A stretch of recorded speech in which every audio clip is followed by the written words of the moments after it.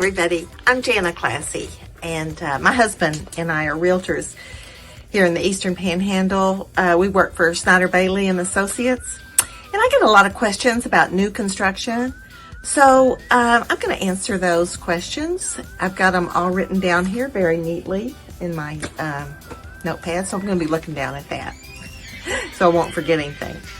So first question, is the price negotiable on new construction? You know, just like on resales, it depends on the market, but really it's not likely that you're going to be able to negotiate the price on new construction. What's more likely is you'll be able to negotiate some upgrades, kitchen countertops, something like that. That's going to be much more likely you'll be able to negotiate that. On resales, you will be able to negotiate the price in those cases. Number 2, what are the main pros and cons of new construction? I would say one of the main pros is, for me, it would be able to pick out my flooring, my cabinets, kind of custom my home, and also the builder's warranty, that bumper to bumper warranty. So if something goes wrong in the first year, you can call somebody to have that taken care of. Just offer some peace of mind. I would say the cons on resales is that, well, one, you can't really negotiate the price too much. Another thing is you don't know what the neighborhood's going to be like, especially if that development is just starting. If you buy a resale, there's a history there. You can see what the neighbors are like. It's established. You know what you're moving into, and that's kind of an unknown in a new development. Next question. Should I use a realtor? Well, yes, you should. I'm a realtor. Of course, I'm going to say that, but it is a good idea, because in a new construction, the sales agent there is representing the best interest of the builder. And I'm not saying they're unethical at all. It's just that that's their job. And you need to have someone there watching your back, going over the contract, things like that, negotiating, watching for things, maybe asking a question you haven't thought of. And it doesn't cost you anything because the builder pays those fees. So I would definitely have somebody there representing you. Next question. Is it a good idea to use the builder preferred lender? Yes, I would say that's usually a very good idea, because they've worked out some closing cost incentives that you can take advantage of.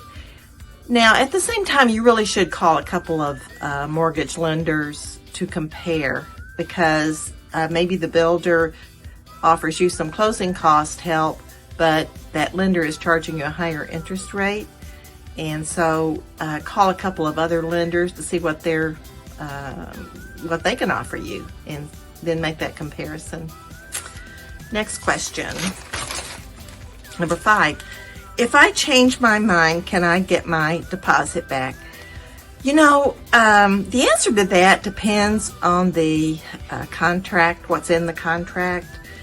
On a resale contract, you can get your deposit back if the home inspection doesn't work out, or if your financing falls through, or if the appraisal is low.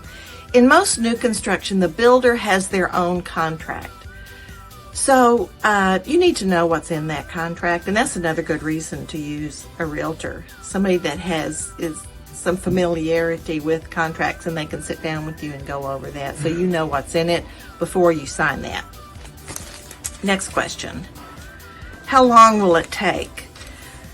And the estimates we're hearing for that, about 7 months.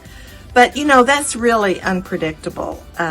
There's weather to consider, the time it takes for permits. And right now, there's a big problem with the supply chain. It's taken builders a long time to get things like building supplies and appliances, things like that. So that's going to delay construction. Plus, it's driving up costs, and they're going to pass those costs along to the buyer. So that's another reason it's going to make new construction a bit more expensive. Next question.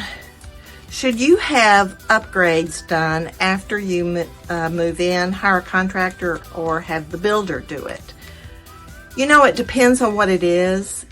From what I've seen, things like finishing the basement or building a deck, it's a lot cheaper to have that done by your own contractor after you move in the house. The only thing to keep in mind is if you have the builder do it, you can roll that into your mortgage so that your mortgage payment will just be a little bit higher. If you do it, you're probably going to have to pay cash for that. So it just depends on your situation. If you decide to have your contractor do it and you have to pay cash, then maybe you don't want to drain your cash. So those are just the things to consider when you're thinking about that. So we put together a list of new construction for sale in Jefferson, Berkeley, and Morgan County. So take a look at that. It's on our website. You'll be able to see all the new construction homes in one place that's for sale. And that website is meetmeinthepanhandle.com/new construction. Okay, thanks for tuning in. If you've got any questions about this or about anything real estate related, be sure to contact us, 304-264-2828, and I'll see you next time.